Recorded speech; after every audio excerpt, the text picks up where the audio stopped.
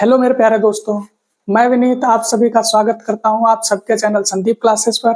जैसा कि आप सभी को पता है, मैथ का सेशन चल रहा है जो यूपीएसआई और यूपी कांस्टेबल ये बहुत यूजफुल है। आज जो करवाने वाले हैं तो यूपी जो कांस्टेबल का है इसके प्रीवियस ईयर पेपर करवाएंगे मैथ के, ताकि आप जो बच्चे यूपी कांस्टेबल की तैयारी कर रहे हैं अब जो अच्छे से उनको और अच्छे से कर पाए, उसका लेवल कैसा रहता है ये भी देख पाए, तो किस तरीके से क्वेश्चन आते हैं, सारी चीजें जो बच्चे पिछली बार 60,000 में नहीं हो पाए हैं, खैर उनको बताने की जरूरत नहीं है, वो सब बहुत अच्छे से जानते हैं।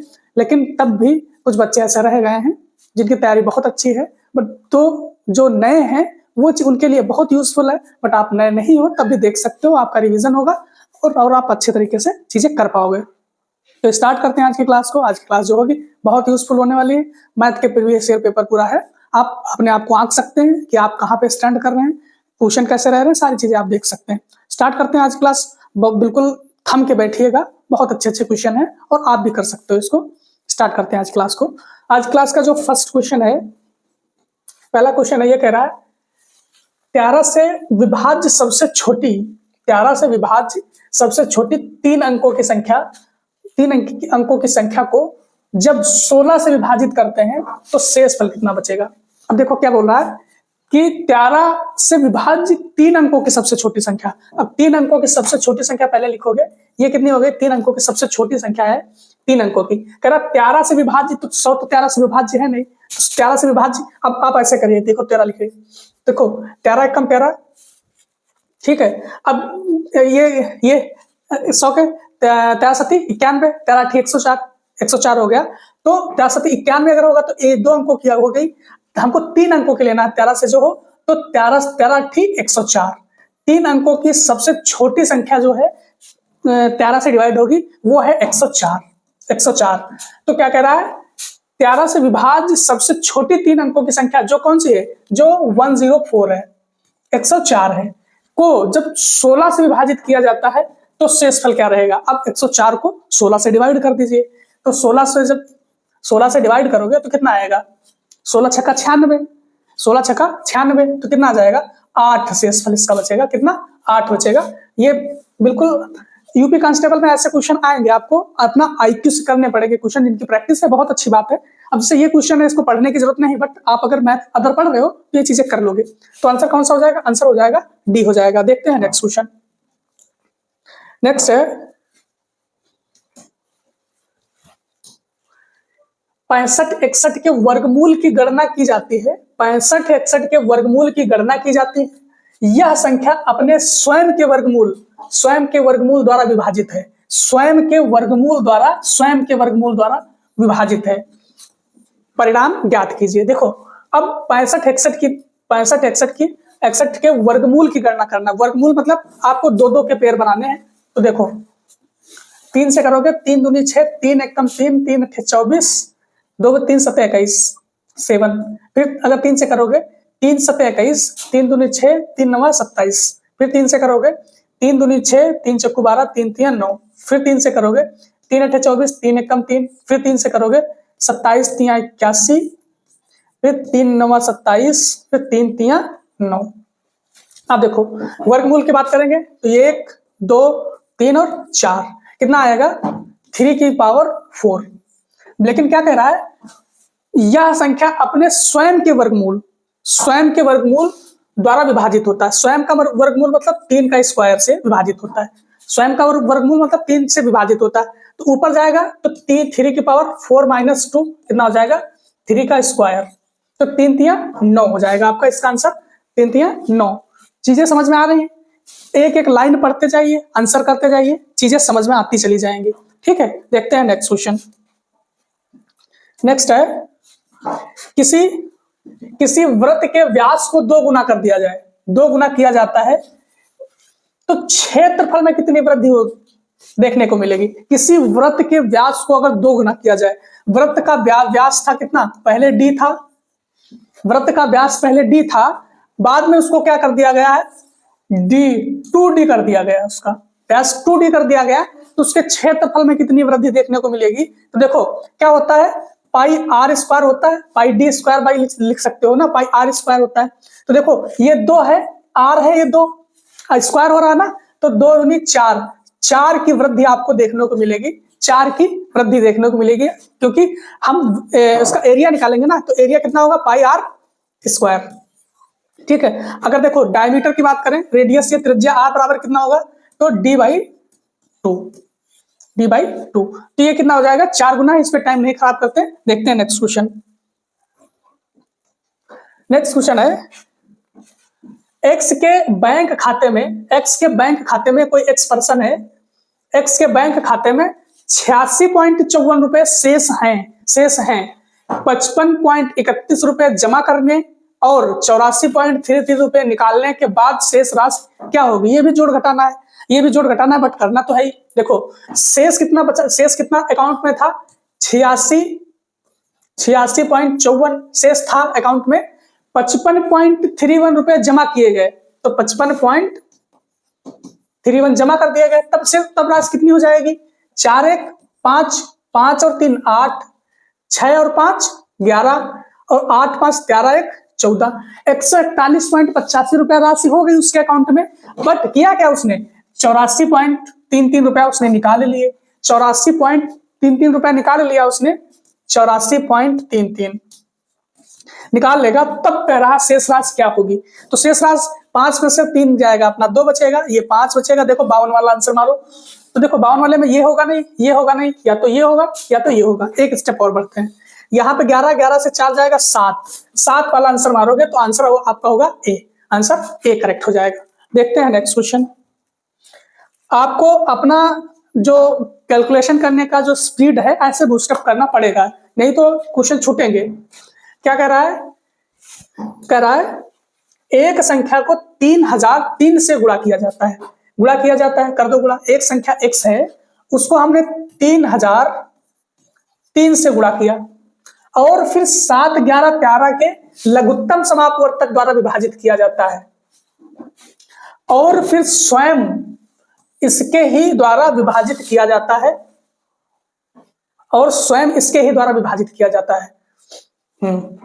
एक संख्या है जिसको 3003 से हम गुणा करते हैं, 7 11 13, इसको लिख लीजिए, 7 11 एंड 13, इसका जो लघुत्तम समापवर्तक होता है तो 1001 होता है।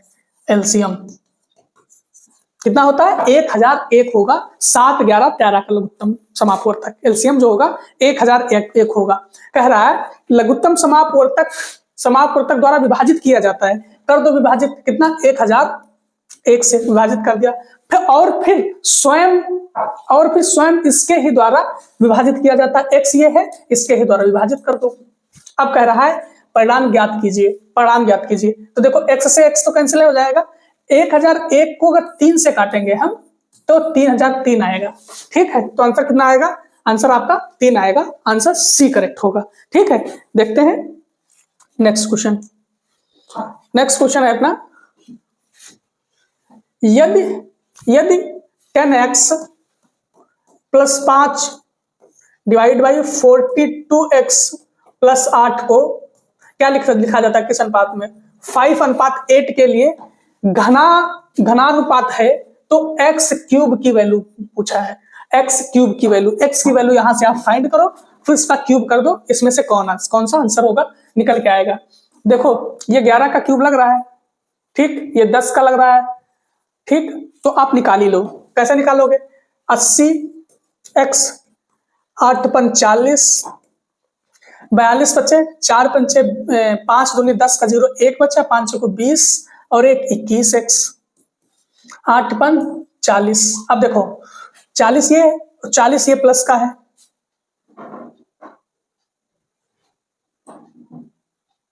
5 8 10x प्लस 5 42x प्लस 8 और 5/8 के लिए घनानुपात है,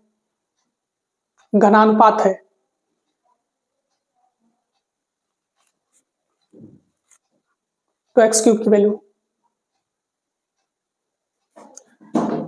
यार ऐसे तो ये कटी जा रहा है, 8 पंच 40, 5 8 40, तेरा 5:8 के लिए घना अनुपात है। इसको बाद में देखते हैं, नेक्स्ट क्वेश्चन देखते हैं, इसको देखते हैं बाद में देखेंगे उसकी लैंग्वेज में कोई कुछ पर प्रॉब्लम है ना, देखते हैं। क्वेश्चन है 4 के वर्ग के 40% का 1/4 ज्ञात कीजिए। तो 40 के वर्ग का 40% का 1/4 ज्ञात करना है। तो देखो कैसे निकालोगे, 40 को लिखा है, 40 को क्या लिखोगे, 40 × 40 1/4। तो देखो 2 0 से 2 कैंसिल, 1 4 से 1 4 कैंसिल, तो 4 चक्कू 16 0 1 160 होगा। आंसर सी में मारो आंसर, ठीक है। करना है ऐसे ही। उस क्वेश्चन को देखेंगे, उसमें कुछ लैंग्वेज की दिक्कत लग रही है, लैंग्वेज की प्रॉब्लम है, देखते हैं उसको, देखते हैं नेक्स्ट क्वेश्चन। यदि एक विक्रय मूल्य का 3 गुना किया जाता है,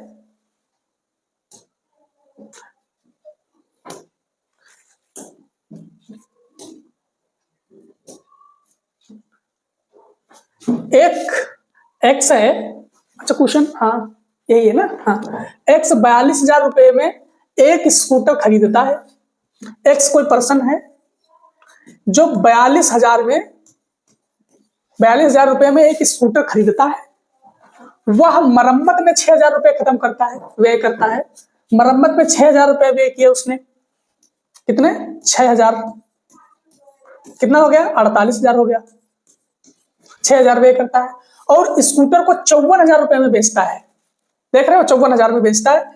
तो बेचता कितने का है, 54,000 में बेचता है। उसका लाभ कितना है, लाभ पूछ रहा है कितना है, तो कितना 4 2 6,000 लाभ उठा रहा है, कितने पे 6,000 लाभ उठा रहा है, कितने पे 4800 पर, 48,000 पर।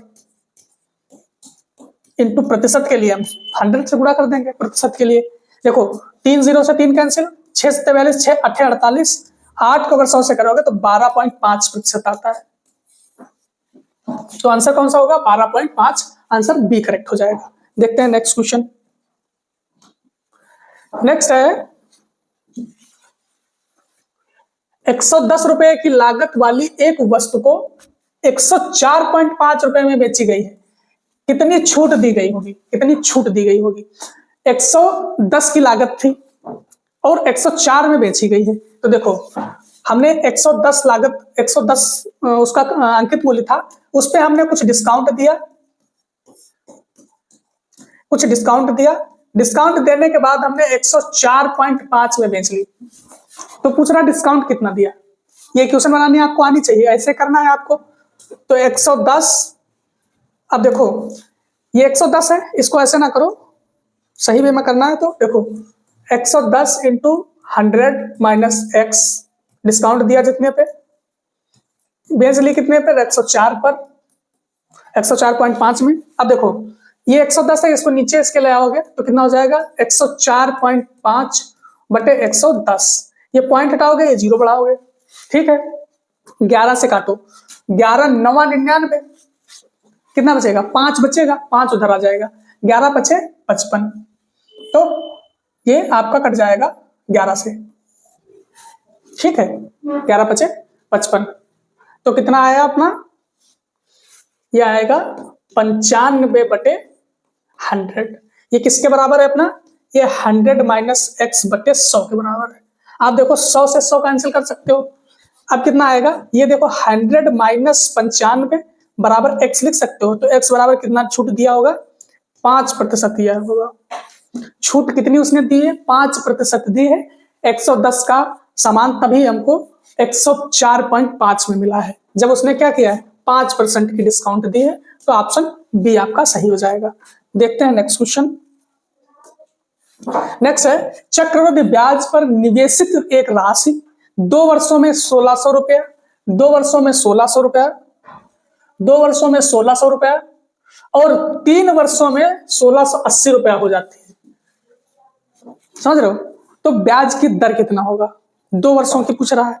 तो देखो 2 वर्षों में चक्रवृद्धि ब्याज की गणना करना है ना। चक्रवृद्धि ब्याज पर निवेशित राशि 2 वर्षों में 1,600 रुपया और और 3 वर्षों में, देखो अगर दो साल में पूछेगा 1600 हो जाती। तो ये 1600 है क्या, ये आपका एपी है, मतलब मूलधन है, मिश्र धन है ये आपका क्या है, ये मिश्र धन है, 2 सालों का मिश्र धन है। तो हमको पूछ क्या रहा है ब्याज की दर बतानी है। तो देखो आपको बिल्कुल सिंपल तरीके से करना है। क्या करना है, पहले 3 साल में कितनी हो रही है, 1680 बटे 1600, कितना हो रहा था 1 + r/100 पावर कितना 3 गुना, ये कितना हो रहा था 2 साल में। देखो पी यहां पे रहता है, ये पी कैंसिल हो जाएगा, 2 साल में ये ऊपर जब जाएगा तो ये क्या आ जाएगा 1 + r⁴ पावर 3 - 2, तो ये कितना बचेगा 1 + r⁴ 1, ये 1 बचेगा। अब देखो ये कितना होगा, ये 0 से 0 कैंसिल, 4 से काटो, 4 × 16, 4 दूनी 8, 4 × 16, फिर 2 से काट लो, 2 दूनी 4, 2 1 कम 2 और 2 दूनी 4 20, ये कितना आया 21/20 आया। कितने किसके बराबर आया 1 + r⁴r/100 के बराबर आया। इधर एक को लाएंगे तो 21/20 - 1 r/100, ये कितना आएगा, ये आएगा 1/20, किसके बराबर r/100 के। ये r किसके बराबर आएगा, देखो 20 × 5 = 100, तो r बराबर कितना आएगा 5%, r बराबर 5%। रेट किस रेट से लगा होगा, 5% की रेट से लगा होगा। आपका आंसर ए करेक्ट है। ये क्वेश्चन इसका शॉर्ट ट्रिक भी है, शॉर्ट ट्रिक 2 और जब लगातार बढ़ते हैं तब, बट आपको इस तरीके से इस वजह से बताया, कभी वेरिएशन दे दिया 2 साल का 3 साल का, तो आपको ऐसे ही करना है, ठीक है। तो आंसर कौन सा होगा, आंसर आपका ए करेक्ट होगा। देखते हैं नेक्स्ट क्वेश्चन। नेक्स्ट है, एक वर्ष में 4% चक्रवृद्धि ब्याज पर निवेशित 25,000 रुपए की राशि अर्धवार्षिक रूप से समायोजित होने पर कितनी हो जाएगी। अब देखो ये एक वर्ष में जब 4% का ब्याज मिल रहा था, तब चक्रवृद्धि ब्याज में तब 25,000 रुपए हो गई थी। बट हमको क्या कह रहा है, अर्धवार्षिक रूप से समायोजित करना। तो अर्धवार्षिक रूप से एक साल में, एक 1 ईयर में अर्धवार्षिक कितने होंगे, 2 छमाही होंगे ना, तो 2 छमाही होंगे, छमाही। अब देखो 4% 12 प्रतिवर्ष था, तो 12 मंथ में 4% था, ठीक है। हमको करना है 6 मंथ का, तो देखो इसमें क्या करेंगे 6 × 2 करेंगे ना, 6 × 2 मंथ बराबर कितना 4%। हमको 6 मंथ का रखना है, तो 2 नीचे ले आओ, 6 मंथ का कितना आ जाएगा प्रतिशत 2%। 6 मंथ का कितना आ जाएगा 2%। अब निकाल लो, देखो 2% हमको छमाही में मिल रहा है। अब छमाही माही भूल जाओ, वो अर्धवार्षिक कह रहा है तो उसको एक ही मानो आप ना। देखो जैसे लगा तो वैसे ही 2% मिल रहा है, 2 को अगर प्रतिशत करोगे 100, 2 1 कम 2, 2 5 10 50 पर 1 की बढ़ोतरी हर छमाही में होगी। छमाही कितनी है 2, तो 50 पर 1 की बढ़ोतरी होगी तो 51 हो जाएगा। ये एक छमाही के लिए। हमको 1 साल का निकालना है, 1 साल में 2 छमाही होती है, तो 50 पे फिर 1 की बढ़ोतरी 1 हो जाएगा, 51 हो जाएगा। अब क्या करना है 5 × 5 = 25 करना है, ये 2500 आ जाएगा। ये कितना आ जाएगा 1 1 कम 1, 1 × 5 = 5, 1 × 5 = 5, 5 5 10, 10 का 0, 5 × 5 = 25 और 1 2601। अब देखो क्या कह रहा है कि 1 साल में इतनी हो जाती थी, तो 2500 की वैल्यू ये तो दे ही दिया हमको ना। 2500 की वैल्यू कितनी दे दिया, 2500 की वैल्यू 25,000 दे दिया है, 25,000 दे दिया है। अब कह रहा है अर्धवार्षिक जब लगेगा तो इसका वैल्यू कितना हो जाएगा, पूर्ण वैल्यू क्या होगा, समायोजित होने पर कितनी हो जाएगी। तो देखो ये 25 को अगर 10 बार करेंगे तो 1 की वैल्यू 10 के बराबर आएगी। हमको 2601 की निकालनी है, तो 2601 की 10 बार में करेंगे तो 26010 आएगा, 26010 आंसर हो जाएगा आपका 26010। ऑप्शन बी करेक्ट हो जाएगा। चीजें समझ में आई, बहुत सही बात है। देखते हैं नेक्स्ट क्वेश्चन। नेक्स्ट है, ए ने 7500 रुपए के साथ एक व्यवसाय शुरू किया, ठीक बात है। ए ने 75,000 रुपए के साथ में 75,000 रुपए के साथ में एक व्यवसाय शुरू किया। 37,500 रुपए के साथ बी ने कुछ समय बाद जुड़ जाता है, कुछ समय बाद जुड़ता है। यह स्टेटमेंट अपने माइंड में रखना। यदि वर्ष के अंत में लाभ का प्रतिशत कितना है, 3:1 के अनुपात में है, तो साझा किया जाता है। तो कितने महीने के बाद भी शामिल हुआ, कितने महीने के बाद भी शामिल हुआ। देखो हम अगर निकालेंगे इससे, ये निकाल लेंगे कितने दिन तक बी का धन लगा रहा, तो कितने दिन तक लगा रहा निकाल लेंगे। तो बाद में जो बचेगा, क्योंकि हमको 1 साल का निकालना है, कह रहा है वर्ष के अंत में, वर्ष के अंत में लाभ 1 वर्ष का निकालना है। तो देखो लिख लेते हैं ए और बी। ए और बी का देखो 75,000 और बी का है 37,500।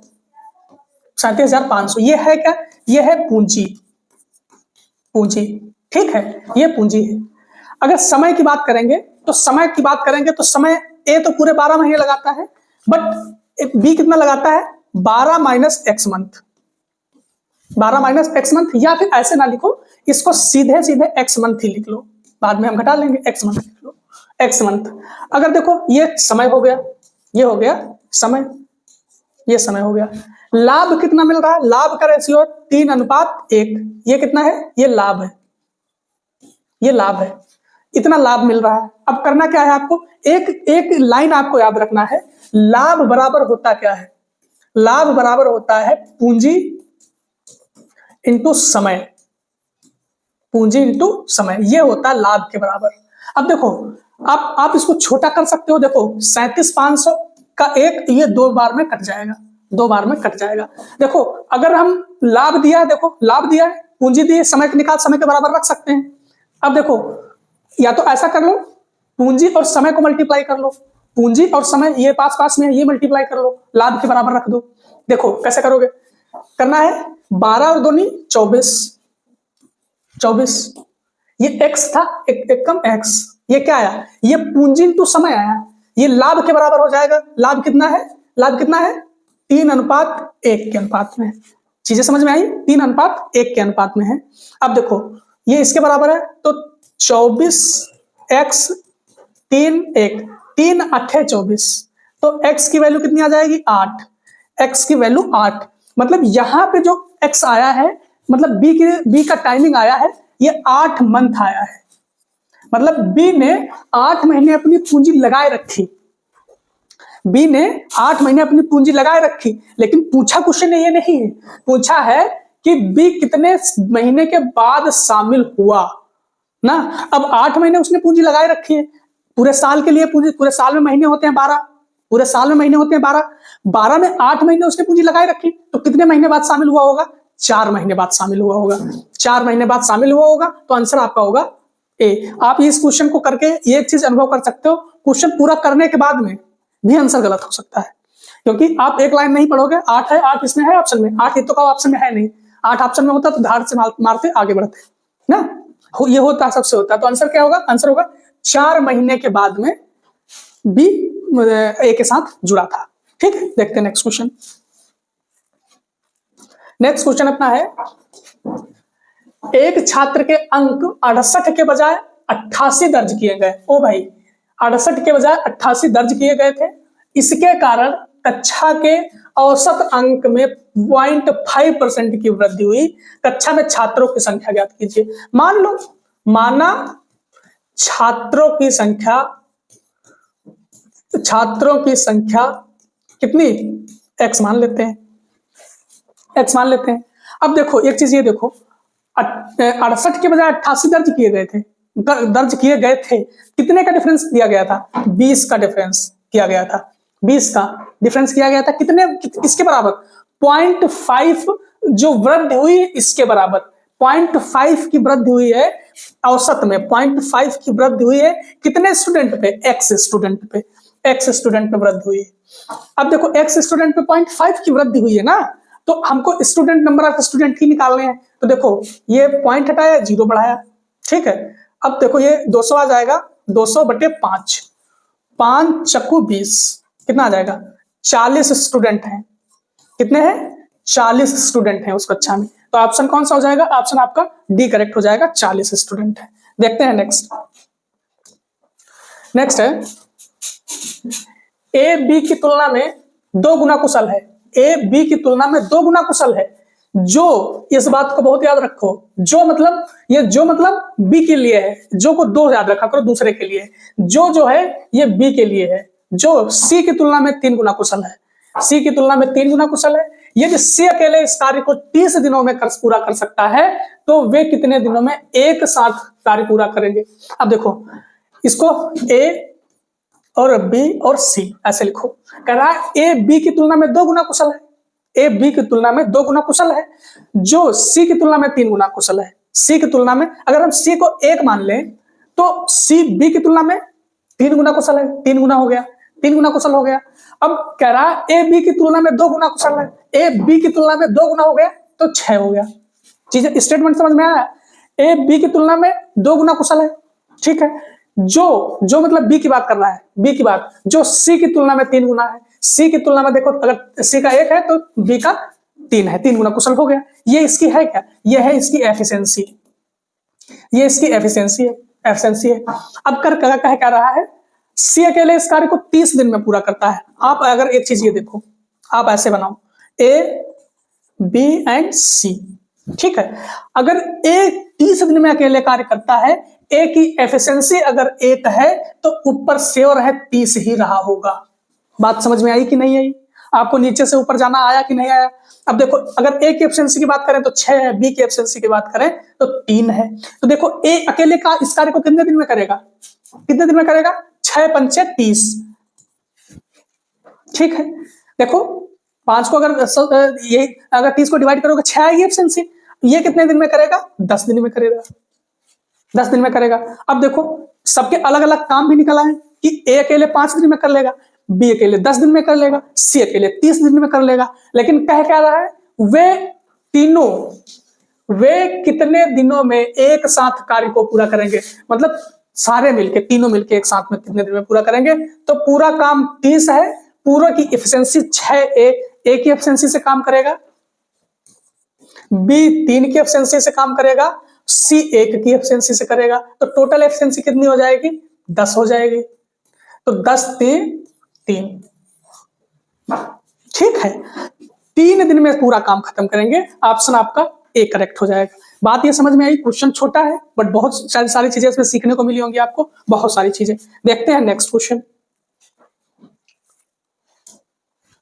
अगला क्वेश्चन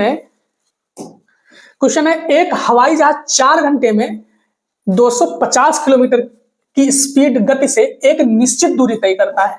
आप इसका बहुत बढ़िया उदाहरण जानते हो। चाल बराबर होता क्या है? चाल बराबर दूरी बटे समय होता है। अब देखो इस क्वेश्चन में कह रहा है 4 घंटे में अगर 250 किलोमीटर पर आवर की स्पीड से जा रहा है तो कितनी दूरी तय करेगा? तो दूरी निकाल लो। दूरी निकालने के लिए क्या करोगे? अगर कोई चीज 250 किलोमीटर पर आवर की स्पीड से जा रहा है तो 4 घंटे में कितना जाएगा? तो देखो आवर से आवर कैंसिल, 4 पंचे 25 पंचकु 100, 1000 किलोमीटर।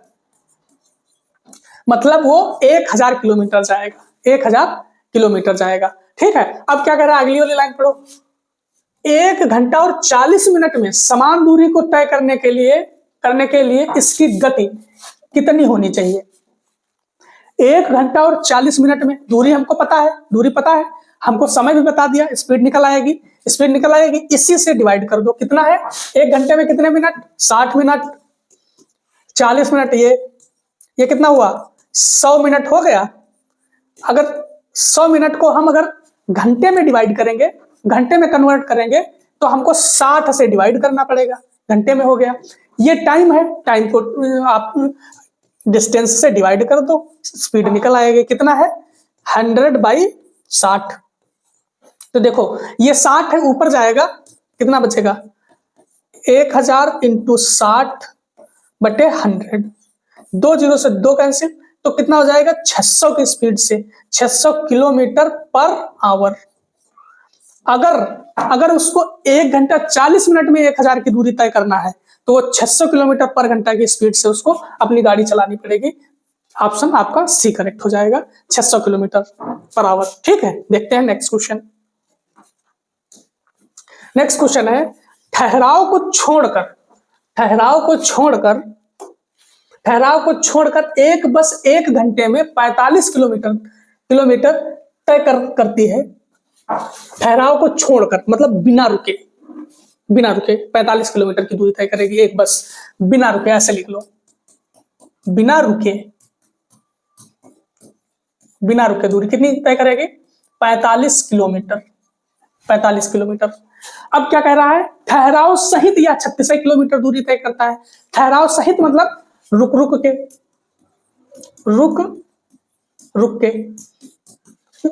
के कितने 36 किलोमीटर दूरी तय करता है। 36 किलोमीटर उतने ही टाइम में। तो क्या कह रहा है? 1 घंटे में वह कितने मिनट के लिए ठहरी? 1 घंटे में बस कितने मिनट के लिए रुकती है? जब ऐसा क्वेश्चन आ जाए, एक लंबी सांस लेनी है, करना क्या है? दोनों का डिफरेंस लेना है, ठीक है, और नीचे बिना रुके स्पीड से डिवाइड करना है आपको। दोनों का डिफरेंस ऐसे लिखना है, बिना रुके माइनस रुक के बटे बिना रुके। ठीक है, बिना रुके चलना है। अब देखो क्या कह रहा है? बिना रुके, तो करना क्या है? रुक के कितना चलना है? बिना रुके कितनी जा रही है? 45। रुक के 36, बिना रुके कितनी? 45। तो ये कितना आ जाएगा? ऊपर 5 और 4 9, नीचे 45। देखो 9 बचे 45, 1/5, ये आवर में है, घंटे में 1/5। तो देखो 1/5 अगर मिनट में कन्वर्ट करेंगे तो 60 से करेंगे गुणा, हम 60 से करेंगे गुणा तो मिनट में आ जाएगा। तो 5 × 5 और 5 दूनी 10, 12 मिनट पर आवर। 12 मिनट 1 घंटे में वो बस रुकी है। 12 मिनट 1 घंटे में रुकी है बस वो। ऑप्शन कौन सा हो जाएगा? ऑप्शन आपका सी करेक्ट हो जाएगा। ठीक है, देखते हैं नेक्स्ट क्वेश्चन। अच्छा लग रहा है? अगर अच्छा लग रहा है तो लाइक भी करते रहिए और चैनल को सब्सक्राइब करके रखिए, तो बहुत मजा आने वाला है आगे के सेशनों में। और दोस्तों में शेयर भी ज्यादा से ज्यादा करते रहिए। नेक्स्ट क्वेश्चन है, एक आयत की लंबाई और चौड़ाई का अनुपात। देखो एक आयत है जिसकी लंबाई 6x है और चौड़ाई 5x है। अनुपात में दिया है तो हम x लगा लेते हैं, x की वैल्यू निकाल लेंगे हम। लंबाई 6x, चौड़ाई 5x है। इसका क्षेत्रफल 6750 सेंटीमीटर स्क्वायर है। आयत की चौड़ाई मतलब 5x और क्षेत्रफल का अनुपात कितना होगा? देख लो क्या पूछ रहा है। आयत की चौड़ाई और क्षेत्रफल का अनुपात मतलब 6 × 5 = 30x स्क्वायर की, ये अनुपात आपको निकालना है। 6 × 5 = 30, ये 30 है 3। आपको ये रिजल्ट निकालना है, उसके लिए आपको x चाहिए, बिल्कुल चाहिए x। देखो बहुत ढेरे काबिल होंगे, क्या कहेंगे? सर जी हम क्या करेंगे, इसको 5 से काट देंगे, 6 आएगा, 6 का मल्टीपल चेक कर लेंगे। 6 के मल्टीपल से आंसर तो निकल आ रहा है, सही बात है, आंसर आपका ये आ रहा है 6 के मल्टीपल ना। लेकिन ऐसे नहीं करना, प्रोसीजर भी सीखना है। देखो हम निकालेंगे अब क्षेत्रफल। आयत का क्षेत्रफल कितना होता है? लंबाई इंटू चौड़ाई। लंबाई कितनी है? 6x है, चौड़ाई कितनी है? 5x है। करेंगे तो 6 × 5 = 30x स्क्वायर। अब लेकिन क्षेत्रफल उसने दे भी रखा है कि क्षेत्रफल कितना है? 6750 है। तो हम 30x स्क्वायर के बराबर 6750 को रखेंगे, क्योंकि उसने दे रखा है कि क्षेत्रफल इतना है। तो यहां से देखो कितना निकालोगे, ये 30 नीचे ले जाओगे, x स्क्वायर बराबर 6750/30, 0 से 0 कैंसिल, 3 से काटोगे 3 दूनी 6, 3 दूनी 6, 3 × 5 = 15। 225 से कुछ याद आ रहा है? क्योंकि इधर x स्क्वायर है, तो x स्क्वायर है तो उधर ले जाएंगे तो रूट हो जाएगा, तो 225 15 का स्क्वायर होता है। 225 x की वैल्यू कितनी आ जाएगी? 15, क्योंकि 215 स्क्वायर होता है, इसका 15 का स्क्वायर होता है 225। ठीक है, x की वैल्यू 15 आ गई। अब तो निकल आएगा ये चीजें। अब देखो यहां पे रख दो, 5 × 15 अनुपात 30 × x स्क्वायर मतलब 15 का स्क्वायर, मतलब 15 × 15। अब देखो खाली कैलकुलेशन करना है, आपको आंसर डायरेक्ट निकलेगा। देखो 15 से एक 15 कट गया, 5 तिया 15 और 3 तिया 9, इधर कितना है 1। तो 1:90 का अनुपात रहेगा। इसमें आयत की चौड़ाई और क्षेत्रफल के अनुपात 1:90। और जो बहुत ढेरे काबिल रहे होंगे वो ऐसा कर लिए होंगे जो पहले हमने बताया। यहां से देखो करते क्या, 5 छका 30, तो ये x अनुपात 6 का स्क्वायर था, तो 6 का मल्टीपल इधर वाला देख लेते कि ये जो सेक्शन रहेगा 6 का मल्टीपल कौन सा है। देखो ये नहीं है, ये लेकिन था, हाँ ये था 6 का मल्टीपल, 6 चौक 24, ये था और ये था, तो इसमें तो फिर करना ही पड़ता, ये नहीं था। तो बी और डी में आप कंफ्यूज होते तो उसमें, लेकिन आंसर आपका होगा डी। आयोग ऐसा थोड़ी है कि आप बिल्कुल दड़दड़ा दोगे ना, बिल्कुल सही देगा बना के क्वेश्चन। देखते हैं नेक्स्ट क्वेश्चन।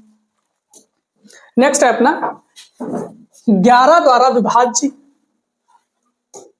11 द्वारा विभाज्य सबसे छोटी 4 अंकीय संख्या के अंकों का योग और 13 द्वारा विभाज्य सबसे छोटी 4 अंकीय संख्या के अंकों का योग का गुणनफल ज्ञात कीजिए। देख रहे हो क्वेश्चन, गुणनफल। अब देखो 4 अंकीय कह रहा है सबसे छोटी, तो सबसे छोटी 4 अंकीय संख्या 1000 होगी, ठीक है। अब कह रहा है 11 से डिविजिबल होनी चाहिए, तो 11 से डिविजिबल, 11 से डिवाइड करने के लिए कर लो कि कौन सी संख्या होगी 11 से जो 4 अंकों की होगी। तो देखो 11 ये कितना होगा 99, 11 9 99, ये 0 बचेगा 10। अगर यहाँ पे 1 हो तो बात नहीं बन जाएगी, 1 हो तो बात बन जाएगी ना, बात बन जाएगी। तो 1 बचेगा, 11 से कट जाएगा, तो मतलब 4 अंकों की जो 11 से डिविजिबल संख्या होगी तो 1001 होगी, 1001 होगी, जो 11 से डिविजिबल होगी, 4 अंकीय संख्या, सबसे छोटी संख्या, ठीक है। अब क्या कह रहा है, का अंकों का योग कह रहा, तो अंकों का योग कर लो, कितना है 1 0 0 क्या है 2 है, अंकों का योग 2 है। अब कह रहा है 13 द्वारा विभाज्य सबसे छोटी 4 अंकों की संख्या, तो सबसे छोटी अंकों की संख्या फिर लिख लो, ये 4 अंकों की सबसे छोटी संख्या हो गई। अब इसको हम 13 से डिवाइड करेंगे, किससे 13 से डिवाइड करेंगे, तो 13 8 104 होता है, तो 13 7 91 होता है, 13 7 91 होता है। तो यहां बचेगा कितना 100 है, यहाँ पे है कितना, ये 100 है ना, 100 है, 13 7 91, 9 बचेगा, 9 बचेगा, तो 9 यहाँ बच ही रहा है। अगर यहाँ पे 1 हो तो काम हो जाएगा अपना, हो जाएगा कि नहीं, फिर 13 7 91 कर देंगे, 77 आ जाएगा, 77 आ जाएगा कि नहीं। तो इसके मतलब 13 से भी डिविजिबल 1001 ही होगी, जो 4 अंकों की सबसे छोटी संख्या होगी, जो 13 से डिविजिबल भी है, ठीक है। अब इसके अंकों का योग कितना होगा, तो 2 ही होगा। कह रहा है कि विभाज्य 4 अंकों की सबसे छोटी संख्या, अंकों के योग का गुणनफल, अंकों का योग इसका 2 है, उसका 2 है, इनका गुणनफल कर दो, कितना आ जाएगा, 2 दूनी 4, 4 आ जाएगा। क्वेश्चन में कुछ नहीं, बट लैंग्वेज परिवर्तन है, बट आपको करना है, तो आंसर आपका सी हो जाएगा। देखते हैं नेक्स्ट क्वेश्चन। नेक्स्ट है अपना, नेक्स्ट क्या कह रहा, एक महिला के वजन कम करने के लिए 6 महीने के कार्यक्रम में भाग लिया। कार्यक्रम शुरू करने से पहले उसका वजन 100 केजी था, कितना था 100 केजी था। रेखा आरेख प्रत्येक महीने के अंत में उसका वजन किलोग्राम में दर्शाता है।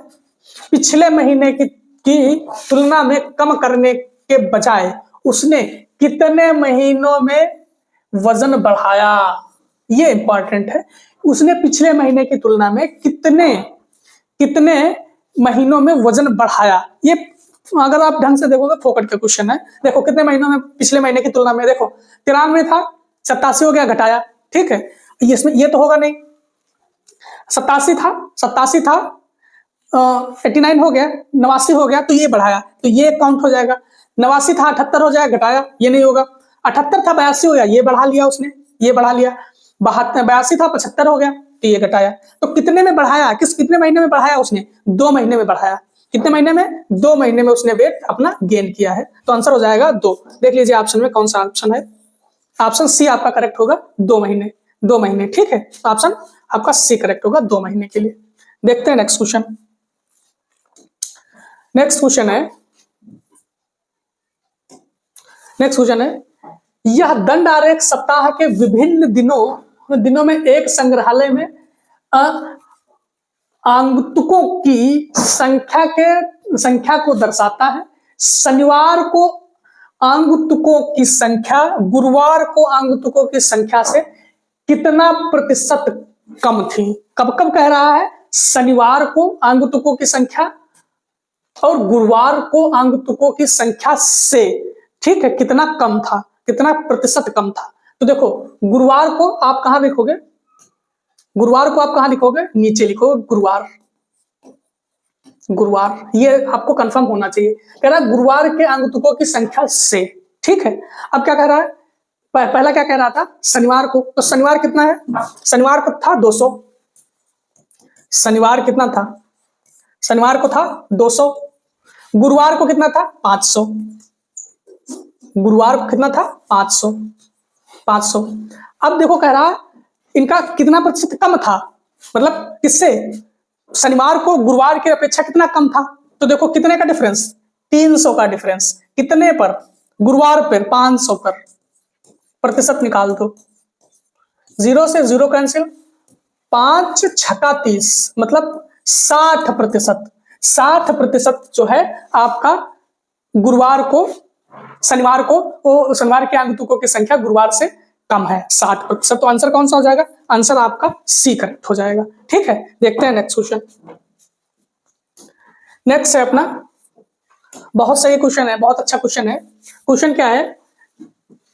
खराद मशीन का उपयोग करके वस्तु ए को तैयार करने में 12 घंटे लगते हैं। इसको तैयार करने में कितना? 12 घंटे लगते हैं। और वस्तु बी को तैयार करने में 15 घंटे लगते हैं। वस्तु बी को तैयार करने में 15 आवर लगते हैं, 15 घंटे लगते हैं। कह रहा है वस्तु ए के लिए ड्रिलिंग का समय, वस्तु ए के लिए ड्रिलिंग का समय ये है 25%, और ड्रिलिंग का समय वस्तु बी के ड्रिलिंग के समय से, वस्तु बी का ड्रिलिंग के समय से कितना प्रतिशत कम है। अब देखो सबको पहले निकाल लो, सबका निकाल लो। देखो ये 100% अगर काम करता है, एक ही बात कर रहे हैं, ये एक ही बात कर रहे हैं, 100% काम करेगा तो 12 घंटे में कर लेगा। कह ही रहा है कि एक पे खराब मशीन का उपयोग करके एक को तैयार करने में 12 घंटे लगते हैं। तो अगर 1% वह काम करेगा तो 12 घंटे बटे 100। कह रहा है ड्रिलिंग की बात कर रहा है तो 25%, 25%। तो 25 चक्कू 100, 4 तिया 12, मतलब उसने ड्रिलिंग पे कितना टाइम खर्च किया? 3 घंटे। 3 घंटे कितना? 3 आवर, 3 घंटे। अब कह रहा चले आओ बी पे। बी का सेम करना है, कितना टाइम ले रहा है? 15 घंटे लेता है। तो 100% काम करने में कितना टाइम ले रहा है? 15 आवर, 15। अब कह रहा है ड्रिलिंग पे, क्योंकि ड्रिलिंग पे दोनों पे कंपेयर करना ना, ए के ड्रिलिंग का समय बी के ड्रिलिंग के समय से कितना परसेंट कम है। तो ड्रिलिंग का इसमें भी 25% है, तो 1% की वैल्यू कितना निकालेंगे? 15/100 इंटू 25, 25 चक्कू 100, तो ये कितना आ जाएगा? 4 तिया 12, 3 बचेगा, 0 आ जाएगा, 4 सत्ते 28 आ जाएगा, 4 सत्ते 28, 2 बचेगा, 4 पंचे 20। मतलब बी ने ड्रिलिंग पे कितना टाइम खर्च किया? 3 घंटे, 3.75 आवर, 3.75 आवर बी ने अपने ड्रिलिंग पर खर्च किया। अब कह रहा है, बढ़िया से सुनो फिर से, कह रहा है वस्तु ए के लिए ड्रिलिंग का समय वस्तु बी के ड्रिलिंग के समय से, बी के ड्रिलिंग के समय से, मतलब बी अपना बेस रहेगा, बी बेस रहेगा, तो बी कितना है? 3.75 बटे में रहेगा, तो इनका डिफरेंस कितना है? 0.75, 0.75 इंटू 100। 0.75 डिफरेंस कैसे? देखो 3 घंटा इसको लग रहा है, 3.75 इसको लग रहा है, तो डिफरेंस बटे जो बी के ड्रिलिंग का समय है, तो पॉइंट से पॉइंट हट जाएगा, 25 से काट लेंगे, 25 तिया 75, और 25 से कम 25, कितना बचेगा? 5 7 12, 125 हो जाएगा। तो 25 पचे 125, 3 एक कम 3, 3 पचे 15, 3 पचे 15, 5 दूनी 10, मतलब 20% कम है। कौन?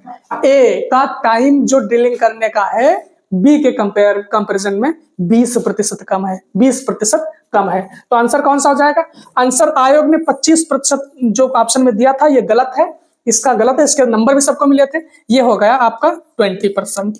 ठीक है, 20%। देखते हैं नेक्स्ट क्वेश्चन। नेक्स्ट क्वेश्चन है, क्वेश्चन समाप्त हो गए। तो कैसा लगा आपको आज का सेशन? आज का सेशन अगर बहुत अच्छा लगा है तो दोस्तों में बिल्कुल दिल खोल कर शेयर करिएगा और चैनल को भी सब्सक्राइब करके रखिएगा। अगर कोई कमी रह जा रही तो कमेंट में जरूर बताते रहिएगा कि जो ये कमी है उसको हम जरूर इंप्रूवमेंट करेंगे। थैंक यू और बहुत बहुत आभार आपका। क्लास प्रॉपर डेली में आते रहेगा, आप प्रॉपर देखते रहिएगा। Thank you.